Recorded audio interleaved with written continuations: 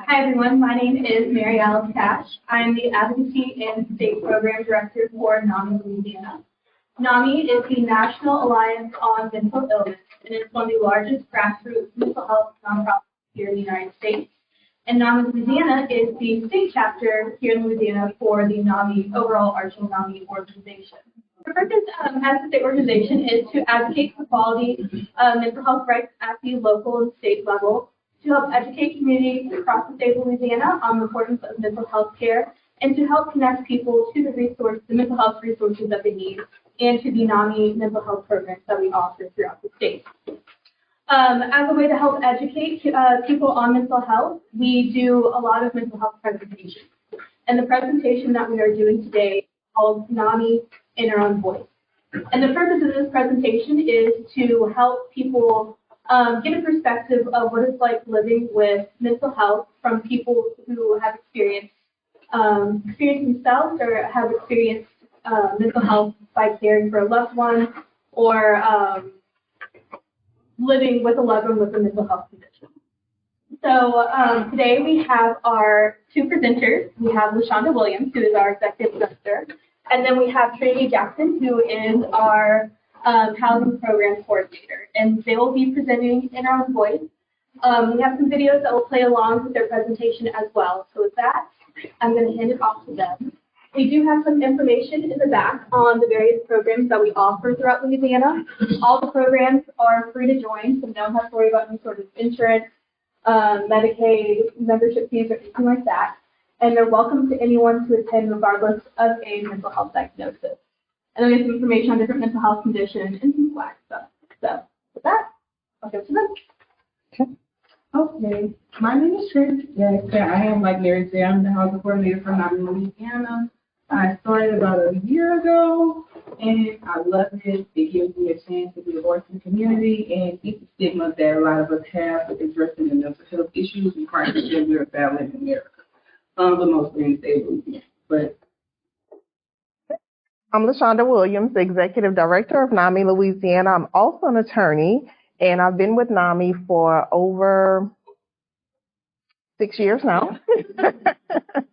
And again, I love it. Part of my job is just advocating, make sure that we're raising awareness and getting people connected. So I enjoy every minute of it. so, like Mary said, our presentation today is in our own voice. It's 3 parts. The first part we're going to talk about is what happened. And we're just going to go through and we're going to show a video that's going to tell about some different people and their stories. And we're going to also give our stories and how we have dealt with mental health story. So what happened with me, it started as an early child, adolescent in school. I was rebellious, I was outlawish, I was aggressive, physical. I was one of those kids, and I was also raised by a single parent. So I'm not sure, most times in single parent households, there's not enough attention I felt like towards me. So this is why I would go to school and I would act out. And the consequences of me acting out would be me getting rolled up, me going to ISD, and almost on the verge of getting expelled. Could you imagine that, me almost getting expelled in middle school?